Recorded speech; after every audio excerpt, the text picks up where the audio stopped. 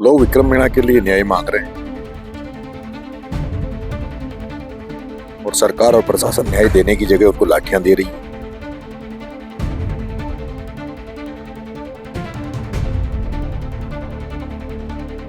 रोजी रोटी कमाने के नाम पर बकरियां दी कि इनको जंगल में चराओ, और यहाँ दूसरी तरफ जंगल में बकरियां चराने जाते हैं तो उसको नंगा करके मारा जाता है।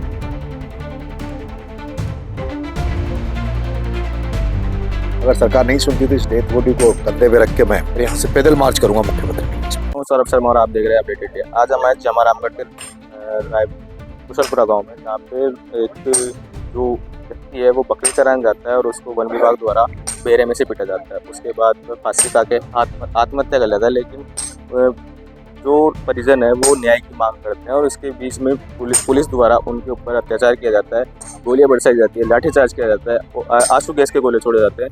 और इसी धरने के बीच में नरेश मीणा जी हमारे साथ मौजूद है, तो हम इनसे बातचीत करेंगे कि सर ये जो पूरा मामला है इसको आप किस नज़र से देखते हैं, क्योंकि एक व्यक्ति जो वन विभाग की कार्रवाई से प्रताड़ित होकर आत्महत्या कर लेता है, फिर उनके परिजनों पर भी पुलिस प्रशासन द्वारा अत्याचार किया जाता है।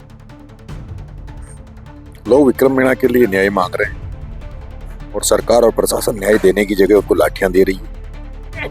एक झालावाड़ में इसी तरह का आदिवासी बच्चे एक स्कूल की दीवार गिरने से मर गए थे।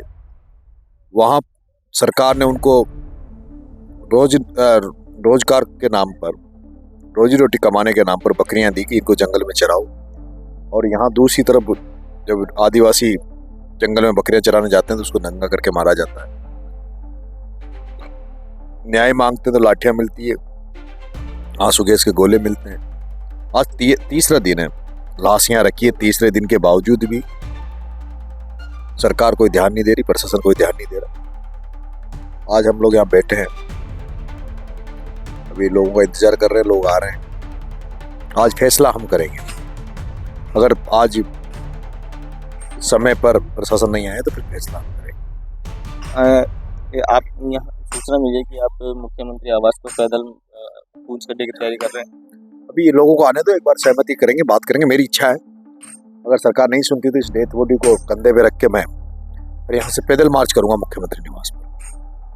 फिर ये जो प्रशासन द्वारा जो हरकत की गई है, गोलियां चलाई गई है, तो इस पर सरकार का जो पूरा ध्यान है, क्योंकि ये जो गोलियां होती है बरसाई जाती है वो परमिशन से बरसाई जाती है। तो आपको क्या लगता है कि परमिशन आगे से?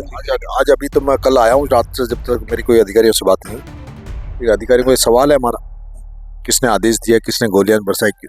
तो सबसे बड़ा सवाल ये है कि उस समय जब इन पे गोलियां बरसाई गई, उस समय यहाँ का जो सिटिंग एमएलए बीजेपी का, वो थाने के अंदर मौजूद था। जिस व्यक्ति को एमएलए बनाया उसका कम से कम ये फर्ज बनता था कि अगर उसकी बात नहीं मान रही थी पुलिस वाले, कम से कम बीच में आकर इनकी रक्षा करता, इनके बीच में इनकी ढाल बनता। लेकिन जैसा बता रहे हैं कि लोग की भाई ढाल बनने की जगह वो खुद तमाशा देख रहा था, थाने में खड़ा होकर देख रहा था किस तरह से इन पर लाठियां बरसाई जा रही थी, गोलियां बरसाई जा रही थी। जहाँ पे नरेश मीणा भी करने के मौजूद हो, लगातार है जो इस मामले की कार्रवाई को लेकर प्रशासन से मांग कर रहा है। अगर प्रशासन आगे कुछ कार्रवाई नहीं करती है तो नरेश मीणा कुछ बड़ा कदम उठाने की तैयारी में है और लोगों से बातचीत करने के बाद में मुख्यमंत्री आवास को कूच करने की भी तैयारी में है। इसके लिए आप बने रहे हमारे साथ, तो देखते रहे अपडेट। कैमरामैन जावेद के साथ में सौरभ शर्मा, पूरा राजस्थान।